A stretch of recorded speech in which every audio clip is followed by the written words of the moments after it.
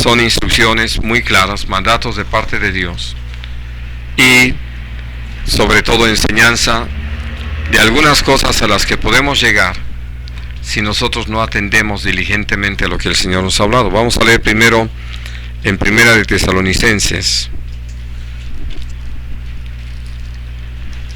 en el capítulo 5.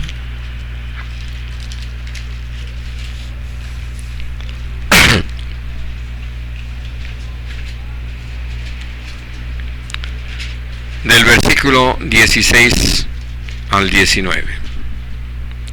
Dice: estad siempre gozosos, orad sin cesar, dad gracias en todo, porque esta es la voluntad de Dios para con vosotros en Cristo Jesús. No apaguéis el espíritu. Al hablar de este tema la semana pasada, en el estudio del jueves, hablábamos de la importancia de ser agradecidos, de poder reconocer a Dios en todos nuestros caminos y por lo tanto de darle gracias a Dios por todas las cosas. Y si nosotros atendemos a esto, nos damos cuenta de algo importante. Como lo dice en Filipenses, nos vamos a gozar en el Señor siempre, no en las circunstancias, no en las situaciones que Dios nos lleve a vivir, sino nos vamos a gozar en el hecho de que estamos en sus manos y de que no nos ha descuidado. Compartiendo con un hermano nuestro, él me decía de todo lo que han estado viviendo los últimos 12 años de su vida, él, su familia, y me hacía esas preguntas que hacen tantos, ¿no? Pero ¿por qué? ¿Por qué Dios nos ha llevado a vivir esto?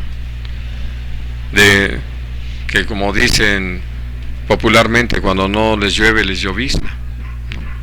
Y entonces él dice: nos ha pasado esto y nos ha pasado lo otro, y han ido las cosas así, cada vez más graves, más difíciles. Y ya platicando con él, le hice esta pregunta: ¿y le han dado gracias a Dios por todo eso? Y él me dijo: sí, aún por lo malo.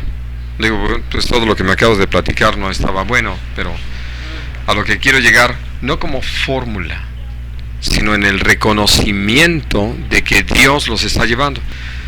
Y la razón de que le hice esa pregunta es porque él me decía: no, y el diablo ahí metió su cuchara, y el diablo nos hizo esto, y seguramente el diablo le puso eso en la cabeza. Le dije: parece que conoces más al diablo que al Señor.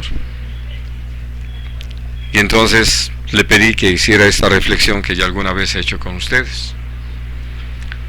Le dije: ¿tú has leído el libro de Génesis? Me dijo: sí, claro. ¿Sabes qué periodo de tiempo cubre ese libro?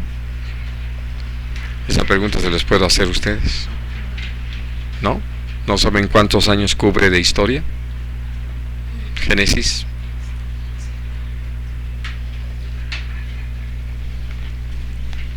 Más de 2400 años de historia. ¿Saben cuántas veces habla del diablo en el libro de Génesis? Una. Y le decía yo a este hermano: ¿no te llama la atención de que en tantos años de historia solo se menciona una vez al diablo? Y solamente para hablar de algo que él hizo aprovechando el que Eva y posteriormente Adán le dieran crédito, le dieran lugar. Le dije: ¿cuántas veces habla del diablo en Éxodo? Ya se quedó pensando. Dije: no te rompas la cabeza, ninguna. Levítico tampoco. Números no. Deuteronomio tampoco. Le dije: ¿no te llama la atención?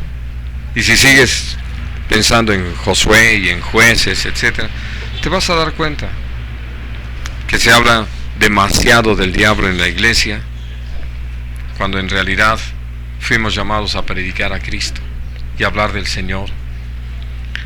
Pero sucede esto, que nosotros, por darle tanto lugar al diablo, en vez de gozarnos en el Señor y de estar siempre gozosos, no, pues ya andamos ahí hasta pensando cómo vengarnos de el diablo, ¿no? Y le dije, ¿y sabes quién te llevó a esta situación que estás viviendo? Y ya se queda así un poco. Le dije, no, dime lo que tú crees, con toda honestidad. No, bueno, sí, siempre he pensado que el diablo. Le dije, pues no, ha sido Dios. Dios es el que te ha llevado a esto. Si hubiera sido el diablo, ya no existirías, porque el diablo lo que busca es destruirnos. Pero Dios lo que busca es quebrantarnos, para que seamos barro en sus manos y nos pueda modelar como Él quiere. Así que no te resistas, dale gracias, reconócelo, gózate en Él, ¿no?